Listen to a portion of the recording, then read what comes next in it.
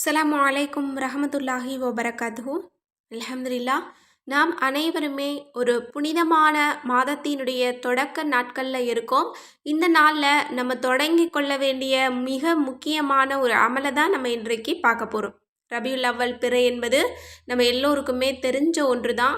மிகச்சிறந்த மாதம், நபியவர்கள் பிறந்த மாதம். இந்த மாதத்தில் நம்ம எல்லோருமே கூடுதலான அமல்களை நம்ம செய்யக்கூடியவங்களாக நம்ம இருந்தோம் அப்படின்னா இன்ஷா அல்லாஹ் அது இம்மையிலும் சரி மறுமையிலும் சரி நமக்கு நிறைய நற்பலன்களை பெற்றுத்தரும். இப்போ இருக்கக்கூடிய சூழ்நிலையில் நம்மளில் முக்கால்வாசி பேருடைய பிரச்சனை என்ன அப்படின்னா அது பண பிரச்சனை தான். இந்த வருஷத்தில் எனக்கு இதெல்லாம் நடக்கணும் அப்படின்னு பணம் தொடர்பான ஒரு லட்சிய கனவுகளை ஆசைகளை தான் நம்ம மனதில் வச்சுருப்போம். அதுதான் 99% நபர்களுடைய துவாவாகவும் இருக்குது. எனக்கு இந்த வேலை கிடைக்கணும், எனக்கு இந்த சம்பள உயர்வு கிடைக்கணும், எனக்கு மனசுக்கு பிடிச்ச ஒரு வெளிநாட்டில் ஒரு வேலை கிடைக்கணும், இன்னும் எனக்கு மனசுக்கு பிடிச்ச ஒரு வீடு கட்டணும், இன்னும் எனக்கு நகை வாங்கணும், இன்னும் ஒரு வாகனம் வாங்கணும். இந்த மாதிரி பணம் தொடர்பான லட்சிய கனவுகளை தான் நம்ம எல்லோருமே வச்சுக்கிட்டு இருக்கோம். அப்படிப்பட்ட ஒரு கனவை இந்த ஒரு அமல், இந்த ஒரு சிறிய ஒரு அமல் நமக்கு இந்த வருடத்தில் நமக்கு பூர்த்தியாக்கி தரக்கூடியதாக இருக்குது. இன்னொரு தேவை நம்ம எல்லோருமே என்ன வச்சுருப்போம்னா நிம்மதியையும் சந்தோஷத்தையும் தான் நம்ம எதிர்பார்ப்போம். எவ்வளோதான் பணம் இருந்தாலும், எவ்வளோ ஒரு ஆடம்பரமான வாழ்க்கை நம்ம வாழ்ந்துட்டு இருந்தாலும், குடும்பத்தில் ஒரு சங்கடம், ஒருத்தருக்கு நோய் இருக்குது, அல்லது கணவன் மனைவிக்கு இடையில பிரச்சனை இருக்குது, குழந்தை பாக்கியம் இல்லை, குடும்பத்தில் சுமூகமான உறவு இல்லை, எல்லாருக்குமே வெறுப்பாக இருக்குது அப்படின்னா அந்த பணம் ஆடம்பரமான வாழ்க்கையெல்லாம் ஒன்றுமே கிடையாது. அப்போ நம்ம எல்லாருமே என்ன நினச்சிட்ருப்போம், ஏழ்மையாக இருந்தால் ஆடம்பரமான வாழ்க்கையில் நிம்மதி இருக்குன்னு நினைப்போம். ஆனால் ஆடம்பரமான வாழ்க்கையிலையும் அல்லாஹ்தாலா சிக்கல்களை கொடுப்பான். அவங்க கிட்ட கேட்டால் மட்டும்தான் தெரியும் அதனுடைய கஷ்டங்கள் என்ன அப்படின்னு. அவங்க நம்மளை விட அதிகமாக சொல்லுவாங்க. அதனால் நம்ம எல்லோருக்குமே அல்லாஹ்தாலா நிறைய தேவைகளோடு தான் இந்த உலகத்துக்கு அனுப்பியிருக்கான். எல்லாருக்குமே ஆசைகள் இருக்குது, எல்லாருக்குமே விருப்பங்கள் இருக்குது. இந்த ரெண்டை தான் நம்ம விரும்புவோம். ஒன்று மகிழ்ச்சியான ஒரு வாழ்க்கை வாழணும், ரெண்டாவது ஆடம்பரமான வசதியான வாழ்க்கை வாழணும். யாருக்கிட்டையும் போய் கையேந்து நிற்கக்கூடாது, எந்த ஒரு காரியத்துக்காகவும், அதுவும் முக்கியமாக பண தேவைக்காக போய் நின்றக்கூடாது அப்படின்னு தான் நம்ம எல்லோருமே நினைப்போம். இந்த ஆசைகளை, இந்த ஒரு கனவை, இந்த ஒரு விஷயத்தை நமக்கு பூர்த்தியாக்கி தரக்கூடிய ஒரு அமலை தான் நான் உங்களுக்கு சொல்ல போகிறேன். இன்னும் இந்த ஒரு அமலை நீங்கள் ரபியுல் அவ்வல் 12 வரைக்கும் தினசரி ஒரு 5 நிமிஷம் நீங்கள் உட்கார்ந்தீங்க அப்படின்னா போதும், இந்த திக்ருகளை நீங்கள் ஓதி முடிச்சிடலாம். அதற்கு அல்லாஹ்தாலா இந்த வருடத்தில் உங்களுடைய விதியவே மாற்றி அமைக்கிறான். உங்களோட விதி நல்ல விதியாக மாறப்போகுது. யாரெல்லாம் நசீபு மாறணும்னு காத்துட்ருக்கீங்களோ இந்த இலகுவான ஒரு அமலை நீங்கள் செஞ்சுக்கோங்க. இன்னும் யாரெல்லாம் சிரமங்களை விட்டு வெளிவரணும்னு நினைக்கிறீங்களோ, எனக்கு இவ்வளவு கடன் இருக்குது, எனக்கு நிம்மதி இல்லாமல் போச்சு, எனக்கு இவ்வளோ பெரிய நோய் இருக்குது, நிம்மதி இல்லாமல் போச்சு, குழந்தை பாக்கியம் இல்லை அதனால் நிம்மதி இல்லை, குடும்பத்துக்குள்ளே ஒரே சண்டை சச்சரவு அதனால் நிம்மதி இல்லை, இந்த மாதிரி நிம்மதியை இழந்தவங்க நிம்மதியையும் மகிழ்ச்சியையும் அல்லாஹ்விடத்தில் எதிர்பார்த்து காத்துட்டு இருந்தீங்க அப்படின்னா இந்த அமலை நீங்கள் செய்துக்கோங்க. இந்த ஆண்டின் முடிவில் உங்களை போல சந்தோஷமாக யாராலையும் இருக்கவே முடியாது. அந்தளவு சந்தோஷமான மகிழ்ச்சியான ஒரு வாழ்க்கையை நமக்கு ஏற்படுத்தி தரக்கூடிய அமல் தான் இந்த அமல்.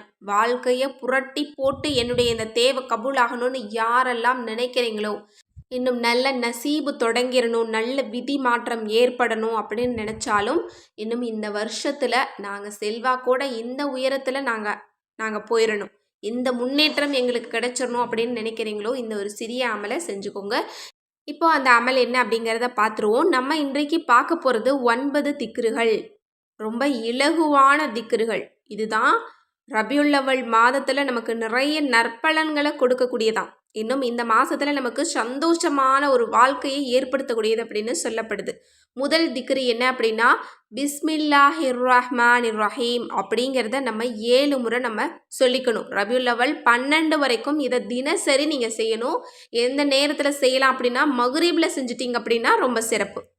இப்போ முதல் திக்ரு பிஸ்மில்லாஹிர் ரஹ்மானிர் ரஹீம் அப்படிங்கிறத நீங்கள் 7 முறை ஓதிக்கணும். பிஸ்மில்லாவுக்கு எவ்வளவு சிறப்பு இருக்குது அப்படிங்கிறது நம்ம எல்லோருக்குமே தெரியும். இதில் அல்லாஹ்வினுடைய மிகப்பெரிய பெயர் ரஹ்மான் ரஹீம் அப்படின்னு இருக்கிறனால இதுவே நமக்கு கேட்கக்கூடிய துஆக்களை கபூலாக்கி தரக்கூடிய ஒரு அற்புதமான ஒரு திக்ராக கருதப்படுது. எனவே இதை நீங்கள் ஒதுக்கோங்க. ரெண்டாவது யா அல்லாஹ் அப்படிங்கிறத 7 முறை ஓதிக்கோங்க. இதுதான் அல்லாஹினுடைய அனைத்து திருநாமங்களையும் உள்ளடக்கிய ஒரு அல்லாஹினுடைய பெயர் அப்படின்னு சொல்லப்படுது. அதனால தான் நம்ம எல்லோருமே அல்லாஹ் அல்லாஹ் அப்படின்னு சொல்லிக்கிட்டு இருக்கோம். அதனால இந்த ஒரு திருநாமத்தை அனைத்தையும் உள்ளடக்கிய நம்முடைய ரப்பை எப்படி அழைக்கணுமோ அந்த வார்த்தையை நீங்கள் 7 முறை நீங்கள் சொல்லிக்கோங்க. அடுத்தது அல்லாஹினுடைய பெயர் யா ரஹ்மான், இதையும் நீங்கள் 7 முறை ஓதிக்கோங்க. ரஹ்மானுடைய சிறப்பு நம்ம எல்லோருக்குமே தெரியும். திருக்குரான்லேயே அல்லாஹ் சொல்கிறான், என்னை ரஹ்மான்னு சொல்லி கூப்பிடுங்க அப்படின்னு. இந்த பெயரை சொல்லி கூப்பிட்டோம் அப்படின்னா அல்லாஹுக்கு ரொம்ப பிடிக்கும். அதன் காரணமாக நம்ம கேட்குற துவாவை நமக்கு கபூலாக்கி தருவான். இது இஸ்மே ஆசம் அப்படின்னு சொல்லப்படுது. துவா கபூல் அம்சம் உள்ளடக்கிய பெயர், இதையும் ஓதிக்கோங்க. அடுத்தது யா கஃபூர், மன்னிக்க கூடியவனே அப்படிங்கிற இந்த ஒரு திருநாமத்தையும் 7 முறை ஓதிக்கோங்க. இந்த வார்த்தையை இந்த பெயரை சொன்னோம் அப்படின்னா கண்டிப்பாக அடுத்த நிமிடம் நம்முடைய துவாக்கள் கபூலாக தொடங்கிடும். ஏன்னா அல்லாஹ்விடத்தில் மன்னிப்பை கேட்குறத அல்லாஹ் ரொம்ப ரொம்ப விரும்புகிறான். இந்த மன்னிப்பு கேட்குறது தான் நம்முடைய வாழ்க்கையில் மேஜிக் மிராக்களை ஏற்படுத்தும். இதெல்லாம் நடக்கவே நடக்காது. இந்த சிரமத்துலேருந்து நம்மளால் வெளிவர முடியாது. இந்த ஒரு சின்ன ஒரு சந்தோஷம், இந்த ஒரு பெரிய சந்தோஷம் நமக்கு கிடைக்கவே கிடைக்காது அப்படின்னு நம்ம சொல்கிறோம் இல்லையா, அதெல்லாமே நமக்கு அப்படியே மாற்றி எழுதி அல்லாஹ் நமக்கு அப்படியே நம்ம கேட்குறத நம்ம விரும்புகிறத நமக்கு நடத்தி கொடுக்கக்கூடிய ஒரு அம்சம் என்ன அப்படின்னா நம்ம அல்லாஹ்விடத்தில் மன்னிப்பு கேட்கறது தான். மன்னிப்பு கேட்குறதுல நிறைய இருக்குது, நிறைய இஸ்திஃபார் இருக்குது. அதில் அல்லாஹினுடைய பெயரே மன்னிப்பு கேட்கக்கூடிய வகையில் இருக்குது. நிறைய பெயர்கள் இருக்குது. அதில் யா கஃபூர் அப்படிங்கிறது ஒரு சிறந்த ஒரு திருநாமம். இதை நீங்கள் ஓதிக்கோங்க. இது ஒரு இஸ்திஃபாராகவும் உங்களுக்கு செயல்படும். அடுத்தது அல்லாஹ்வினுடைய மிகச்சிறந்த ஒரு திருநாமம் யா ரஹீம், இரக்கமானவனே அப்படிங்கிறதையும் 7 முறை ஒதுக்கோங்க. இதனுடைய சிறப்பும் நம்மள பலருக்குமே தெரிஞ்சிருக்கும். இதுவும் இஸ்முல் ஆலம், இஸ்மே ஆசம் அப்படின்னு சொல்லப்படுது. கண்டிப்பாக இதையும் நீங்கள் ஓதுங்க. இது துவா கபுல் அம்சம் கொண்டது. அல்லாஹ்வினுடைய கருணையையும் ரஹ்மத்தையும் நமக்கு பொழியக்கூடிய ஒரு வார்த்தையாக இருக்குது. இந்த ஒரு திருநாமத்தையும் 7 முறை ஓதுங்க. அடுத்த ஒரு திருநாமம் யா ஹன்னான், அடுத்த ஒரு திருநாமம் யா மன்னான். இந்த 2 அல்லாஹினுடைய பெயருக்கும் ஏராளமான சிறப்பு இருக்குது. அது நம்ம எல்லோருக்குமே தெரிஞ்சிருக்கும். ஏன்னா அல்லாஹாலா நாளை மறுமை நாளில் ஒரு நரகவாதியை இந்த வார்த்தையை சொன்னாங்க அப்படின்னா சொர்க்கத்தில் கொண்டு போய் சேர்த்துருவான். அப்படிப்பட்ட ஒரு உன்னதமான பெயர். இதை சொல்லி அழைத்தால் அல்லாஹ்விடமிருந்து எளிதாக நம்ம எதை வேண்டுமானாலும் அடைந்து கொள்ளலாம். ஆனால் இதனுடைய சிறப்பு நம்மள பலருக்கும் தெரியறது கிடையாது. இதை சொல்லி கேளுங்க. அல்லாஹ் அப்படியே மயங்குறான் இந்த வார்த்தைக்கு. நீங்கள் என்ன சொன்னாலும் அல்லாஹ் அது அப்படியே ஆகட்டும்னு சொல்லுவான். அப்படிப்பட்ட ஒரு சந்தோஷமான ஒரு அற்புதமான ஒரு திக்ர் இது. அல்லாஹ்வினுடைய சிறந்த பெயர் யஹன்னான் யாமன்னான். அப்படின்னா அல்லாஹ் தாலா அடியார்களின் மீது கருணை காட்டக்கூடியவனாக இருக்கிறான், இன்னும் கொடுப்பதில் மகத்தானவனாக இருக்கிறான். சுப்ஹான் அல்லாஹ்.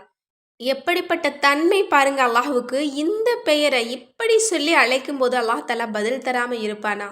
கண்டிப்பாக உங்களோட வாழ்க்கையில் நீங்கள் எதை அடைய நினைத்தாலும் இந்த 2 பெயர்கள் போதுமானது. அதிக அளவு நீங்கள் திக்ரு செய்யுங்க. குறைந்தது உங்களுக்கு ஒரு 10 முறையாவது நீங்கள் திக்ரு செஞ்சுட்டு அல்லாஹ்விடத்தில் நீங்கள் தினசரி உங்களுடைய துவாவை கேட்டுவாங்க. உங்களுடைய வாழ்க்கையில் ஒரு துவா கூட மிச்சம் இருக்காது. எனவே இந்த 2 திருநாமங்களையும் 7 முறை ஒதுக்கோங்க. அடுத்தது யா தையானு. இந்த அல்லாஹ்வினுடைய பெயருக்கு ஏராளமான வஜீஃபாக்கள், சிறப்புகள், பலன்கள் இருக்குது. ஆனால் நம்மள பலருக்கும் தெரியாது. இதனுடைய பொருள் என்ன அப்படின்னா அல்லாஹ் மறுமையில் தன் அடிமைகளுக்கு உண்மையையும் நீதியையும் கூலியாக வழங்குபவன். சுருக்கமாக சொல்லணும் அப்படின்னா நீதி வழங்கக்கூடியவன். இந்த வார்த்தையை நம்ம திக்ரு செய்யும்போது நமக்கு அல்லாஹ் வழிகாட்டுவான். நமக்கு கண்ணியத்தையும் அந்தஸ்தையும் மரியாதையும் உயர்த்துவான். இதனால் நம்முடைய வாழ்க்கை முன்னேறும்.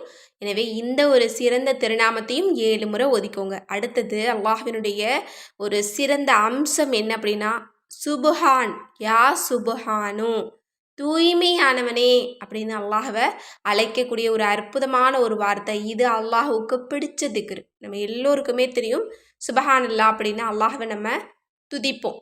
அதில் யா சுப்ஹானு அப்படிங்கிற இதை நீங்கள் 7 முறை ஓதுங்க.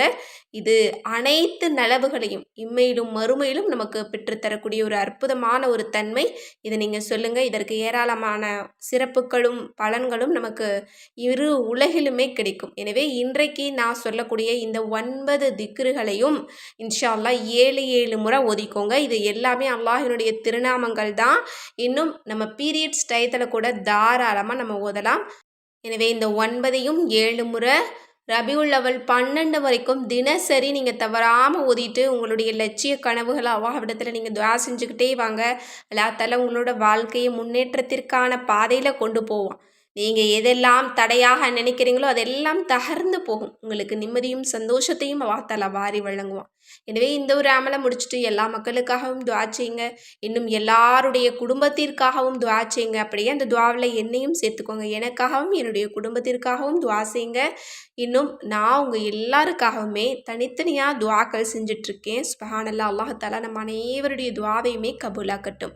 ஆமீன் என்று கூறி இந்த பதிவை நிறைவு செய்கிறேன். இந்த பதிவு உங்களுக்கு யூஸ்ஃபுல்லாக இருந்துச்சுன்னு நினச்சிங்கன்னா கண்டிப்பாக நீங்கள் ஷேர் பண்ணுங்கள். அதற்கான நற்கூலியை நாம் அனைவருமே அடைந்து கொள்ளலாம்.